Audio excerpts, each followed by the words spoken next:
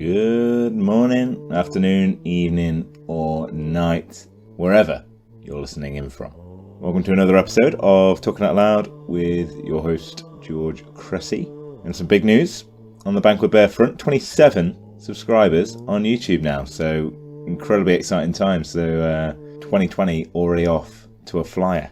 And 4 5-star reviews on Apple Podcasts, so thank you to everyone who's reviewed it so far. And the tip of the cap to a certain Mr. Steve Davies for that last one. Today's episode is a pretty wide-ranging conversation. I know that's essentially all we do here at Talking Out Loud is wide-ranging conversations, but this in particular covers quite a lot of bases. And why wouldn't it? And today's guest is a good friend of mine and previous pod star Craig Black, who keen listeners will remember from podcast 28, Introducing the Whine Curve. So if you want to hear a bit more about Craig and his background, do have a little listen. So this one was recorded back in May in the flat here in Bristol. And essentially we kickstart the pod with a feature that may be somewhat of a trend going forward. Craig picked a record at the start of the show, although it must be said with a somewhat limited range of music choice. And he was then asked to steelman that track, a term I picked up after listening to Jordan Peterson and Sam Harris.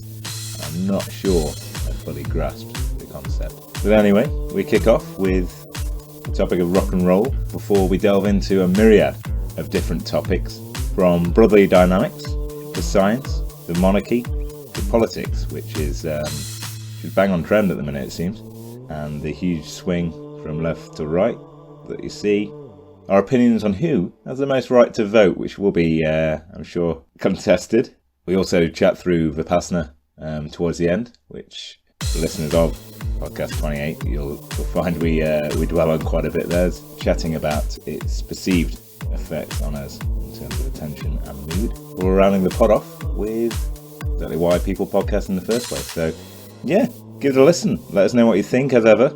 Always keen to hear your thoughts. And until next time, stay safe out there. Play it!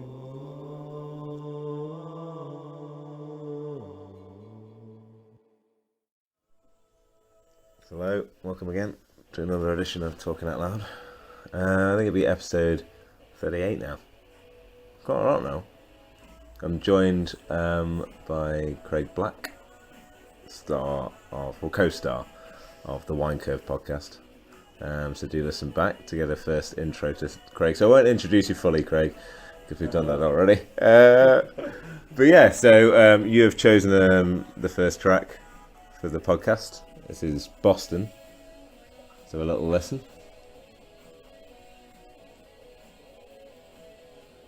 So now for the listeners, Craig has said that he's not a big fan of rock and roll, and he picked this for the cover of the album.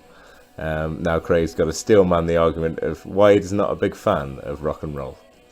Well, firstly, it's a way to put me as the most superficial motherfucker ever. It was a limited collection. I was told I couldn't choose Beatles, so I went for one that looked cool. Steelman rock and roll. Okay. So Why don't you like it first of all? Okay, so the opposite. First, I'll start off with why I don't like it. It doesn't connect. It doesn't connect with me. I think it's generally too optimistic, and it's either too optimistic or the way that it's sort of critical is a bit shallow. Okay. Whereas I always like punk, which is just like raw. Everyone's a fucking cunt and fuck you, or sometimes it's positive, overtly positive. It's not always that way. But with rock, it seems like something disingenuous to me. Okay, no, I get elements of that. Certainly, like popular rock, you're like, oh fuck. I don't know, because Elvis, I guess, is rock and roll, isn't it? Yeah. And I think it's too young for me to commercialised it. Yeah, I mean, it's too young for me to really appreciate how volatile that was to the music scene at the time, and how that was the punk of its era, and then it just gets turned up a notch each time. Where people will listen to dubstep and be like, "What's this fucking racket?" And it's just actually they've just tried to push it beyond to differentiate it in a way that gets people's attention. Yeah. I think the time, it just musically doesn't really match for me because it's all very 1, 2, you know. The drum beat is very formulaic and a bit structured, whereas I like my music a bit messier. Yeah, fair enough. But I mean, like Queen's rock and roll, and they've got some awesome tracks. It's just it's maybe the label that it's maybe the current time of rock and roll is kind of like it's kind of taken away all the gloss from the old stuff, and it needs. But I think everyone's looking for that next rock and roll star, aren't they? Like that's the other thing. It's like, well, Oasis, they were. I mean, Rock and Roll Star was a fantastic song. I literally think that's a very good like little time capsule. Yeah, I mean, what's modern rock and roll then? I don't know. It's shit. I really don't listen to. Yeah, I'm pretty bad for that. Yeah, like basically it's whatever random stuff comes on my Spotify. It's like an ADHD playlist. It is. I mean, that's one of the problems where that you end up having too much music. Like we're MP3 generation, so eventually when it wasn't on fucking 56k modem, like slow dial-up speeds, you could download an album in 20 seconds and you consume it at a rate where if a song's a bit of a dud, you just skip it. And you know, I'd select song playlists. And like the appreciation, like the crafted album, the conceptual album, and the idea that you set out your album like in a set, and you might play one song after the other for deliberate effect. That's just largely gone out of the window. It's like artists like Mars Volta or whatever that still do that sort of thing. And occasionally, actually, it's really refreshing sometimes to go on Spotify and not press shuffle and go through. So actually, Flying Lotus have got a new album that just come out. I love Flying Lotus. You sent me a track. Okay, I will do it. The intro to it is really. You sent me one, no? Yeah, I think maybe I did. Yeah. All right, sounds. I remember. Again. Did it have like a spoken intro to it? Yeah, which I enjoyed. I enjoyed the spoken intro. Yeah, I like what it said. It's like welcome back. You've made this. It's something like you've made this space. We're here again. Yeah, it's pretty trippy. Yeah, it's trippy music. I happened to coincide just along with an actual trip I had. So I think, you know, when you make those really strong connections, and they're psychedelic. I mean, they have a song called Astral Plane and whatnot. And if you just look at visually, they're very trippy. Yeah, okay. It was good. It was a good track though. It was a fantastic track. But you can tell that, like, obviously, if you're tripping, the track's going to probably connect with you more than if you just hear it on the radio when you're driving to the fucking supermarket. Like, it's your attention is placed entirely on that record. Yeah, you're right. Yeah. So you do make weird connections in that state. It's like this Boston album. Like, because if this is a good conversation, then the listeners will let us know if it is. Then we'll all go back to this. Oh, the Boston album. Oh, what a great Boston album in the background. It flavours it, yeah. But for me as well. Like, it'll be a memorable thing for us both to like go, oh, I remember. It's an anchoring point. Yeah, it's an anchoring point. Exactly. Which is why songs that you don't necessarily musically attach to, you could maybe have an emotional attachment to something, and it could make you. I'm trying to think of like, I mean, Cotton Eye Joe is a classic one because it's a shit song, but I remember dancing in the living room with my mum and my brothers to that, doing like shit line dancing. Sure. Until I found out that apparently basically we thought it would be great to have that at my mum's funeral as one of the songs. Cotton Eye Joe, whatever the fuck. I'd be married. It would. You're right. Yeah, I mean, and it would be right on my mum's. All of our sense of humour, but then my uncle, that was like he wasn't cool with that. Yeah. My good uncle. Yeah. And we just apparently he dug up. Apparently it's actually about STD or something like that. And we were like, okay, if it's that big a deal to you, we won't play it. And we just played some miserable music instead. And we're like, oh, this is much nicer. I've got to speak now, and I'm like just about to cry because you just got some soppy shit on. I want to dance to Cotton Eye Joe. Yeah. If I'm gonna cry, I want to walk and cry to Cotton Eye Joe. At least at the start of the fucking thing, after they come off the back of Cotton Eye Joe. Yeah, just a bit of juxtaposition. Yeah. To tell you, Interesting. I mean, maybe we don't go to there, but it's up to you. My speech was. I don't like editing stuff. So okay. Ideally, but we can always edit it. But just because my speech was was essentially a joke. Like the second half of it was very serious, but I entered with a pretty ridiculous joke. Fair play. So I started off. I was Fair like, fucking play. Jesus. I was like, Brave.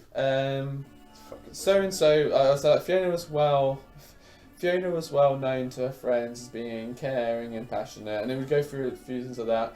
Always a laugh, and was always the first to get the darts out.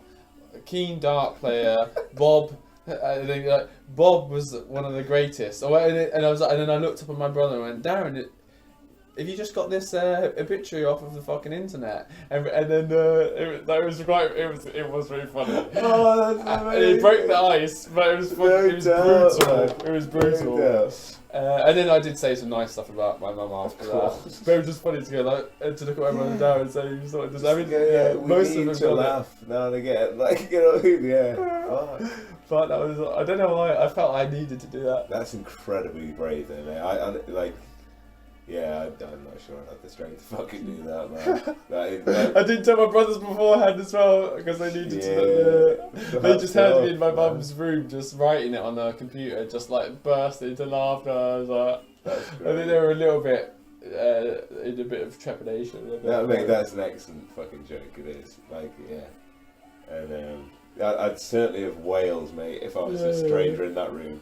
That's what I will say. I think they mostly, I mean, because everyone was on the same page, and my mum was always like that anyway. Of course, yeah. She would have, if she was there, she would have liked it. And if your son makes that joke, then it's kind of validating it. Too right. But yeah, well played there, man. But still, that's what I'm saying. That's all. Yeah, it's quite weird writing. Yeah. And it was a bit annoying because no one else was prepared to say anything. So it's just and it's just like because I'm the oldest son, I have to do that. Yeah, sure. She's fucking kind of still though. I mean, if my brother stepped up in that position, I'd be like, fucking thank fuck for that. Like, there's almost that expectation. Really. It's weird, isn't it? Because in some ways, as a younger brother, I imagine you would find that quite frustrating in your life, maybe not being given the responsibility, and you're constantly being reminded of your inadequacies. Because I mean, what's the age difference between you and your brothers? 2. I only got one brother. Yeah, brother. Sorry. Yeah. Except for things that you excelled at, your brother's going to be better than you at everything for a long, substantial period of your life. Even if he's average. You're probably not going to be 2 years better than your average. Yeah. And I think that can be quite hard for a sibling to take. You're constantly. One. Yeah.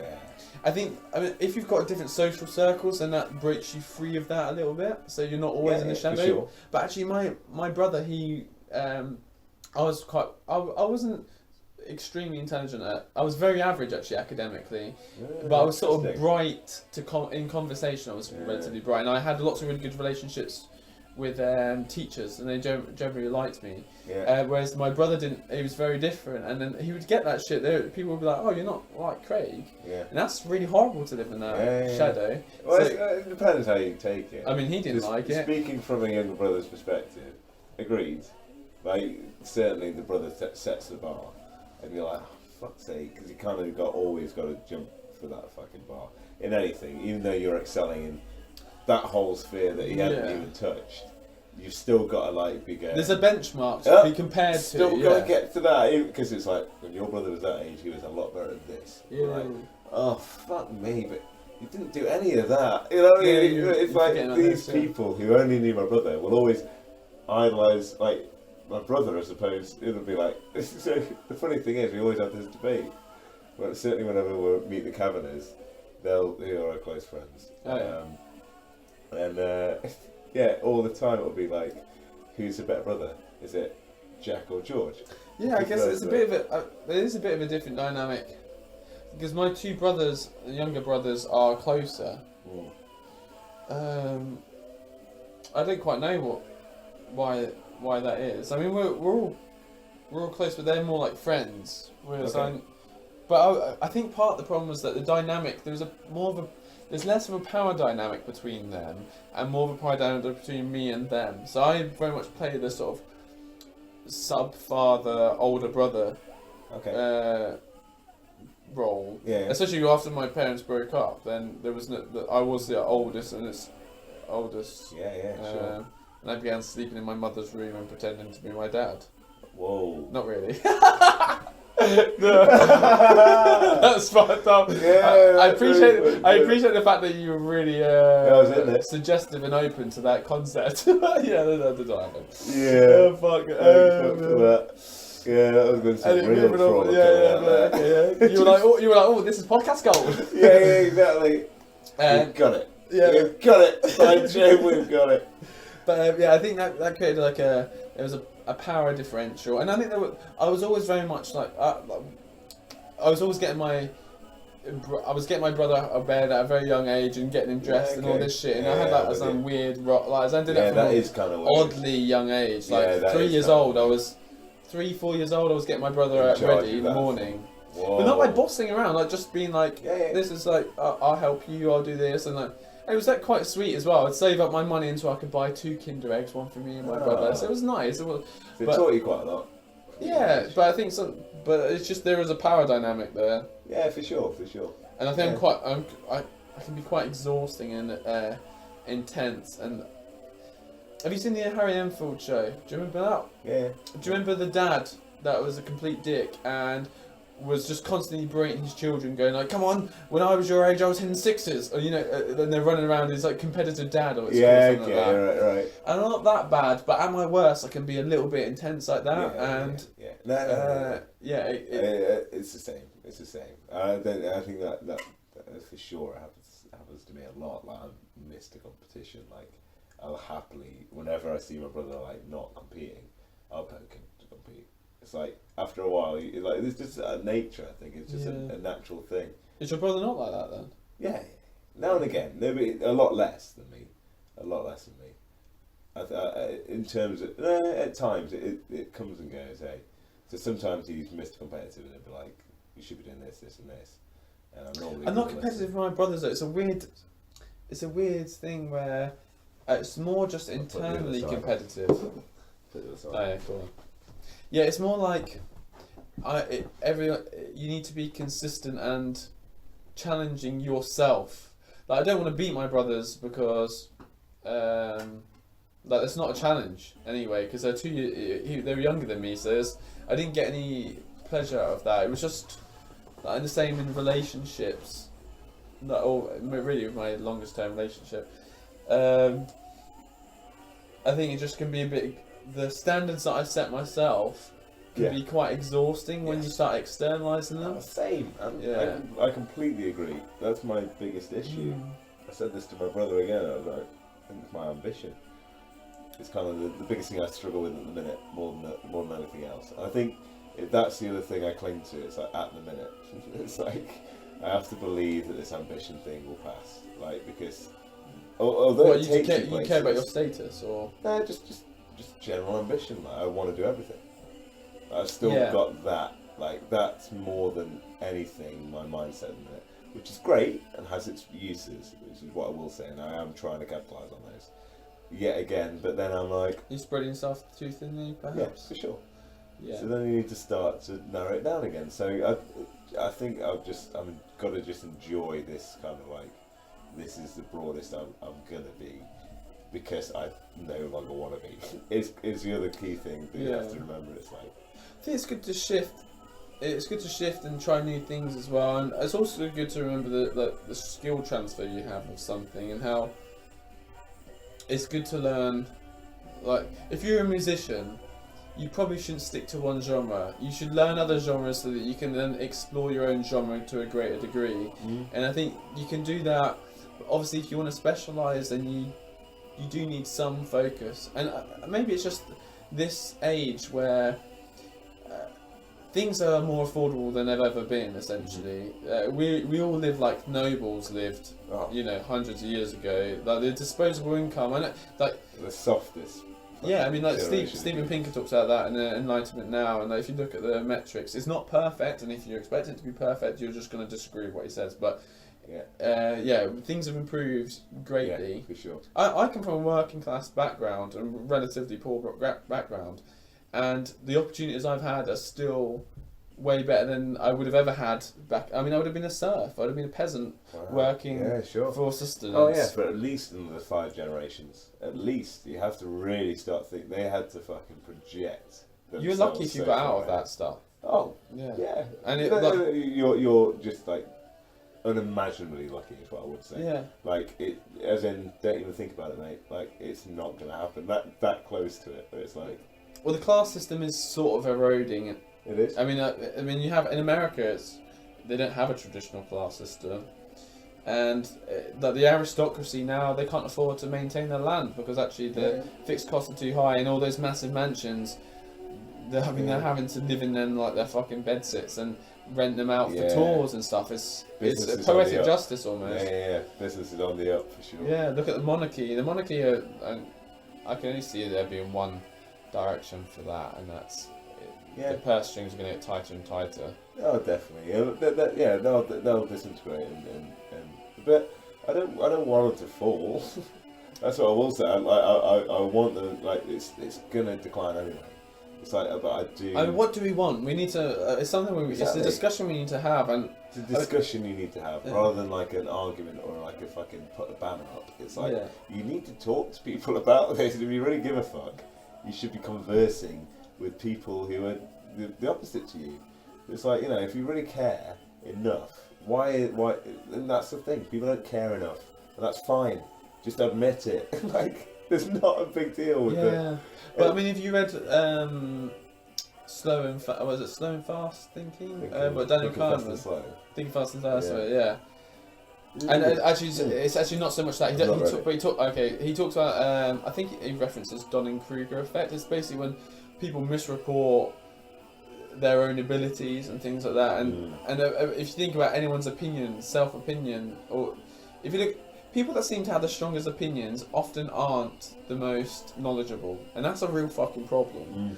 The loudest people are often not the most informed. Correct, that is a real problem. And we have this disproportional representation because people that are shouting at the top of the tower are the most impassioned, but not necessarily the most intelligent. I mean, I think that look at how much we've heard about Brexit compared to the environment, and Yes. And look at if you look at all of the experts, and there's still behind each. Yeah, Nigel Farage's words seem to have more power than any environmental expert. Yeah, for now.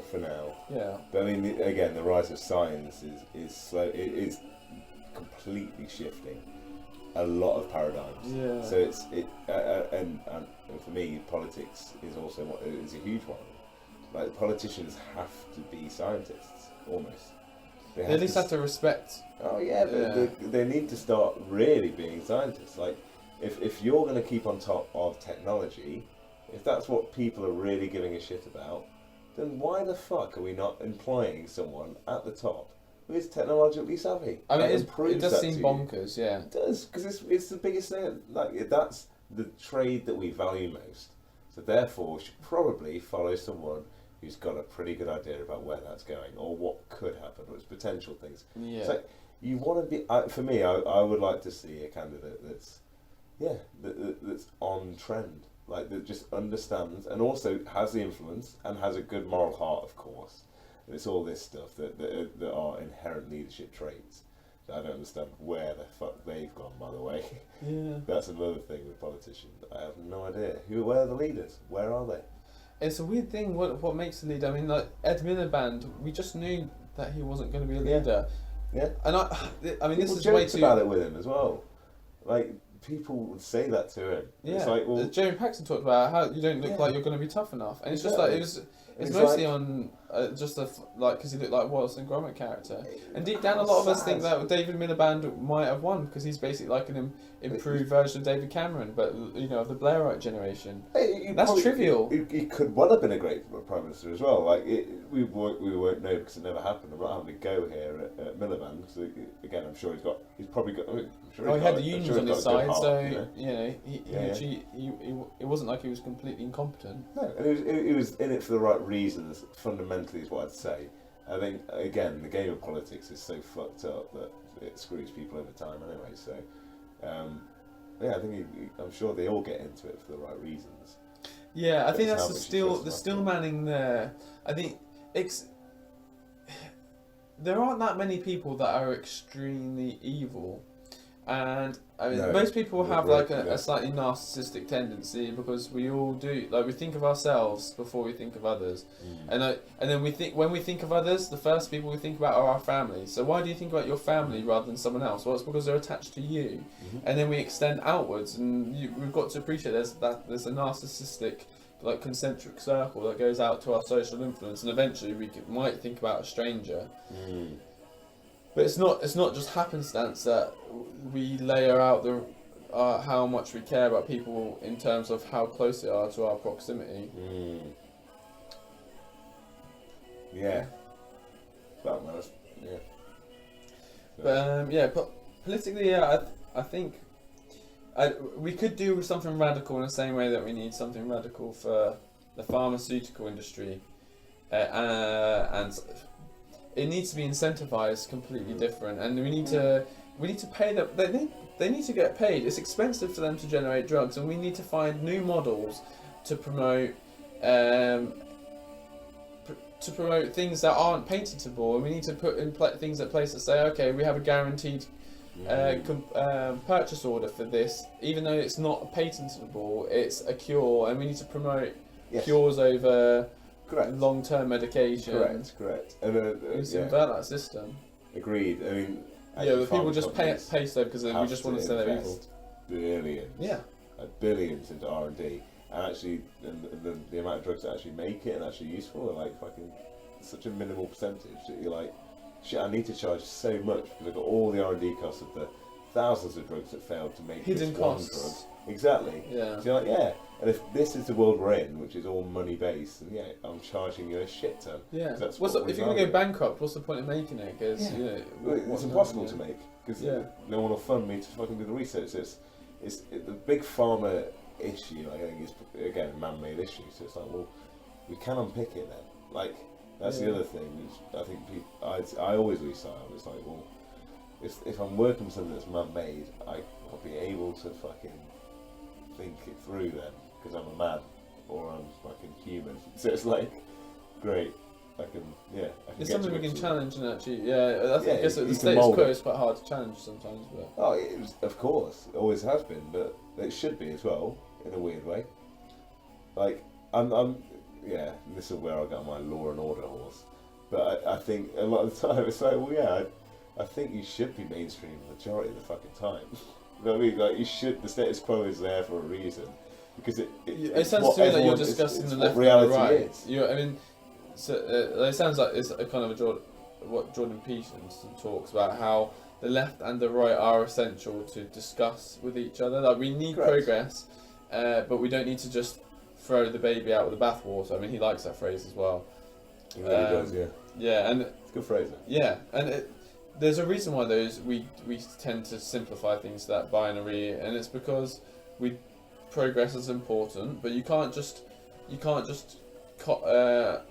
chop something out and then just transplant a new system in place. It's something we need we need growth, and it needs to come sort of as organically as possible. And some people that's frustrating because we want equality and all this shit, and actually most people do want that stuff, but it's hard to just switch that on. And people are frustrated, and I get it, because if you're being penalised by some bullshit, like if you were gay, for example, and you weren't allowed, like in my lifetime, if you were 16, you weren't allowed to be have sex until you were 18. It was a difference between the age limit, and that's fucking insane, and that would be really frustrating.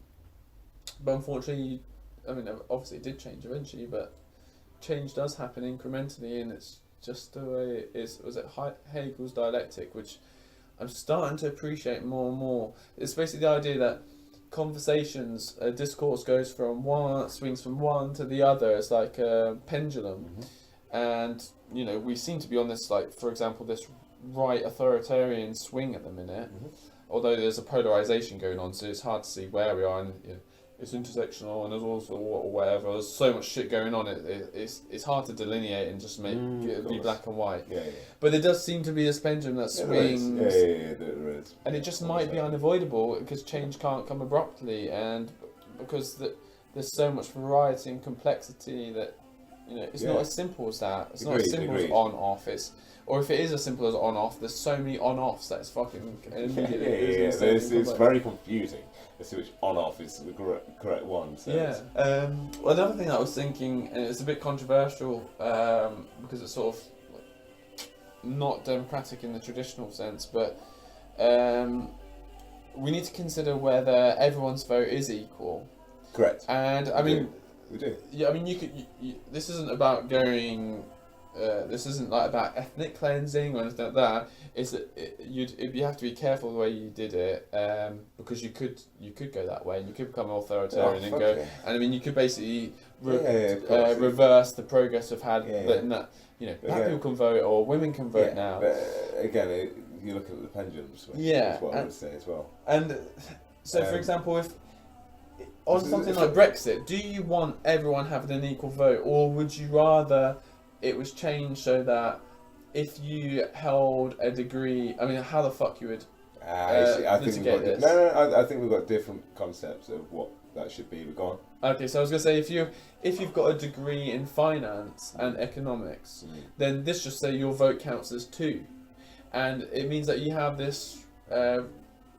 You're proportionally represented by your education and something like that, and it's a bit like we were discussing before the podcast that we have to put this faith in the best place, and it doesn't mean it's right. So, for example, we're talking about if you're ill, then you put your faith in a doctor. And a doctor, I mean, you could go to 10 doctors and they would come up with 10 different ideas, or let's just say they come up with 5 different ideas. That's a problem, but it's still better to put your faith in that doctor. I would say it's better to put your faith in a doctor than going to some person that could read your palm.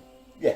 So there is an element of faith. Yeah, it's more an element of faith based on reasoning and scientific method, which is imperfect. Yeah. As is life, but and I think that is essentially a model that you might want to use going forward. And this sort of idea of having these politicians that are generally talented in fucking decision making, apparently, is not the right way forward. And voters aren't just generally talented. And yeah, you can have it. You can be representative, that's but interesting.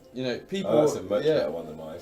Well, people can vote democratically and come up with fucking terrible ideas. And what's the idea? They will, of course, they will. Yeah, I mean, what if we want to go back to human sacrifice? And if the collective wills it, is that what we want? And it's like, no, I want our society shaped by the most morally reasoned people, not the most impassionate.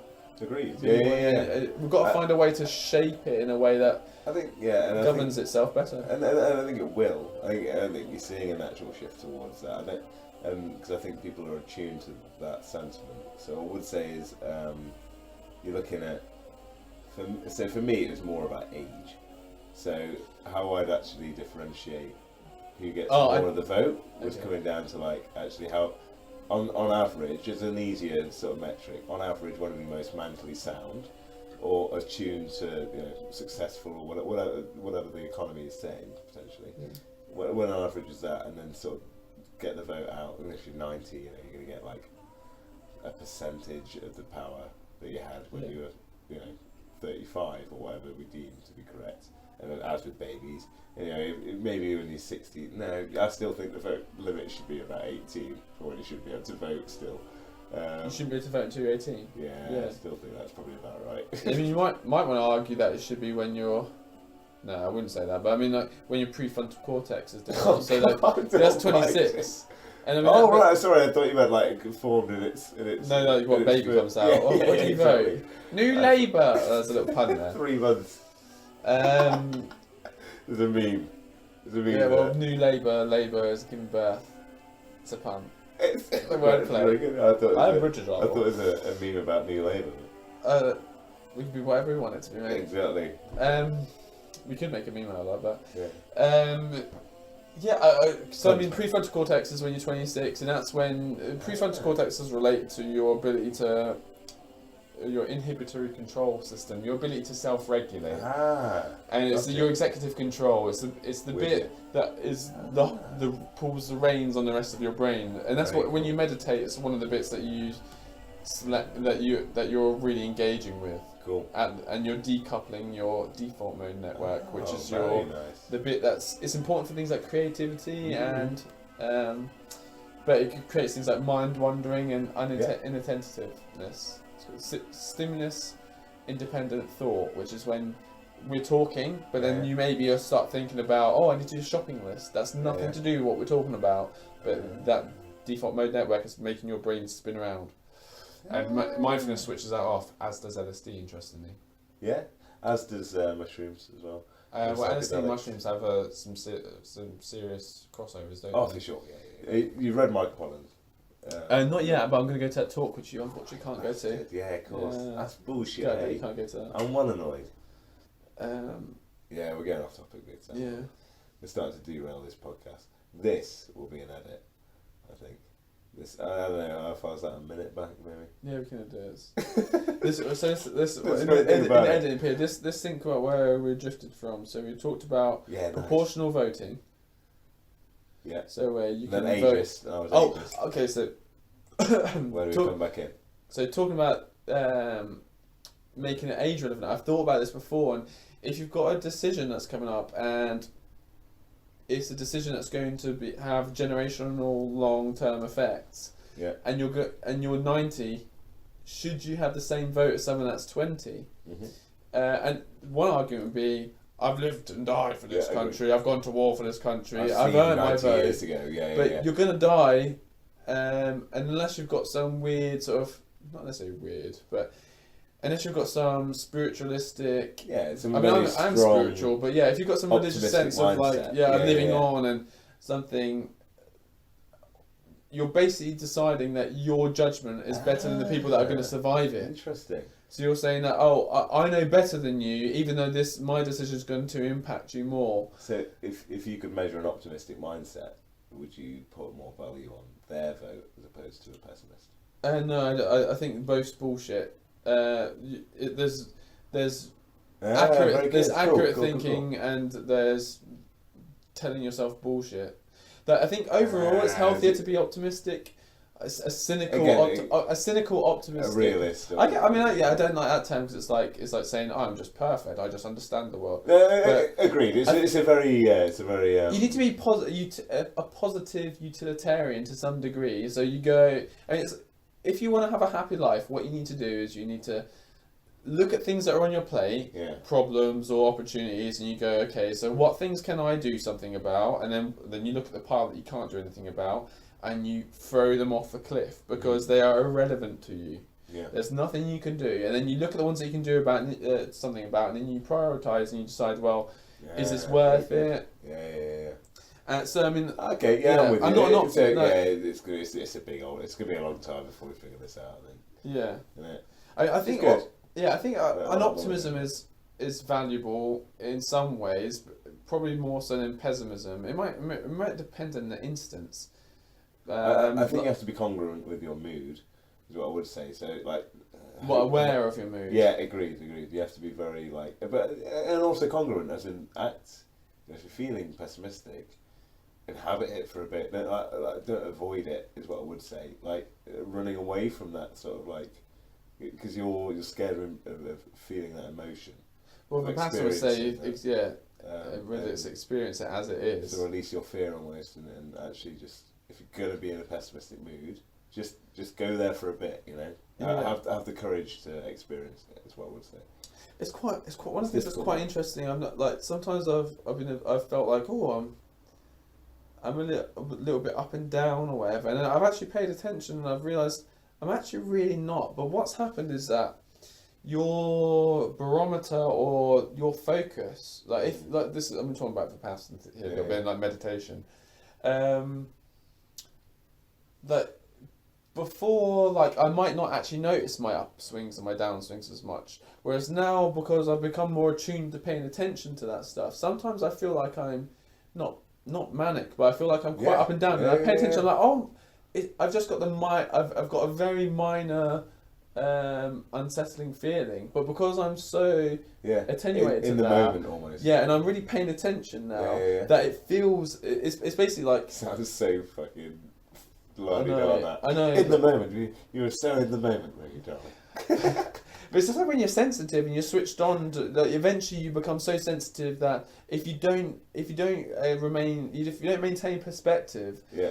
you don't realise that you're noticing a minor disharmony. You know, you're feeling slightly unsettled, agreed. and it feels as drastic as feeling like really bad in a moment, Yeah, because you're yeah. sort of paying so much attention. Very true, very true. In the same way that if I could zoom in on this table, which looks completely flat, if I was close enough, the peaks of the matter would be as deep and big as Everest. Correct. And Correct. like, and Very if true. that's your if you know, this flat table could be my emotions, and you would go, oh, you're very level, but it's like, oh no, but if I go really close in, I'm all over the fucking shop. Yeah, agreed. That's one of the things I've I've noticed. Like the micro millimeter measurements that we can now do, you know. Yeah. Micro millimeters. Well, if you pay attention enough and you're honest enough, we're obsessed with those like divots. We want that flat surface, but for some reason we have to keep inventing more and more micro measurements. But we need it, otherwise we don't. If everything's flat, we can't differentiate. Correct. There would be. But It would be one. It's It would quite be black. nice. For some reason, we're obsessed with that. Is what I'm saying. I agree with you, but I'm saying it's like, well, it's odd. I think we should just be able to like just realise that. It's like realise we're actually looking for. We're looking to flatten stuff when we always know that there's going to be like. Yeah, we want to ride. Anyway. You need to ride the bumps, Yeah. and the bumps. It's almost like when you do that, the bumps lessen anyway. Just I mean, so I mean, when I came out of Vipassana, there was this one guy who sort of like had this thing where I nearly bumped into him on my bike, and my initial response was to say, "Oh, sorry," just to mutually apologise, or whatever, because he sort of did something, I did something, and he went, "Fuck off," like that, or something like that, as I was cycling away, and so I've just done my 10-day Vipassana. I'm fucking, I mean, I'm Jesus enlightened at this point. And guess what? I want to destroy this guy. Yeah. Because he was like I'm going to be honest, this is what I felt. I was like this fat, like middle-aged, like, I don't know, office wanker. And it's just like dude, I'm an athlete compared to you, motherfucker. Like, if you're going to be, people shouldn't be able to be attacked, but if you're going to do that, you need to engage with me in a way that isn't going to make me want to, you know, if you're going to be aggressive to me, and I can destroy you in terms of violence, there's like a, there needs to be more backing. There's behind some what respect you've just here. said. If you're engaging me, if you go to slap me and then go, oh, you can't hit me back because you're stronger than me, I'm going to be like, fuck you, that's not how this works. And he essentially engaged in that, and I flipped out and I got very angry at him. And but I was sensible enough. No, he just got close to that. They didn't get quite that close to it, but I actually told him that I just said sorry in an angry awareness. I just said sorry to you. You did this. I mean, you can still chastise people. It's not about being like completely mellow. Of course. And actually, Goenka talked about that. Goenka, the person that teaches Vipassana from Beyond the Grave in the form of video, and funny guy. Love that shit. Yeah, it's so good. Funny guy. Highlight of the day. But but the difference was, so I still flipped. The difference was when I cycled off, I dropped it.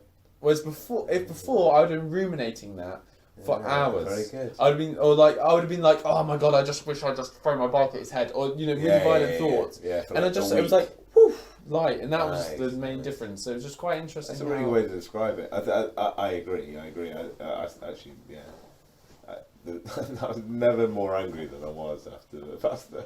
But maybe you were just aware of it. Agreed. And that's exactly what it was. And like, it made me laugh. It made me laugh how intense my anger was. And then seconds later would go. But I'm not saying it makes everyone like a raging lunatic, but it just exactly that. It makes you realise you're a lunatic. I think that's the difference. That's a fair point. One of my favourite discourses with Goenka is when he runs through sort of a description of like quite plausible, the internal thoughts of a person. It's quite plausible, and it makes it very clear that businessman no less as well.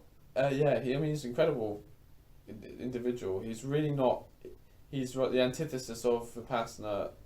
Before Vipassana. There's a sleazy car salesman. It sounds. But basically on a large scale. Had a lot going for him. I think not Sri Lankan. He was Burmese, wasn't he? I think. very good.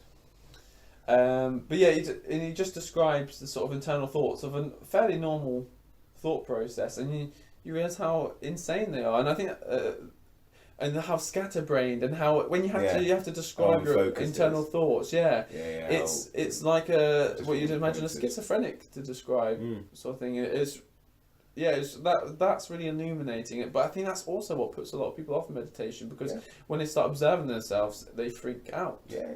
As you should.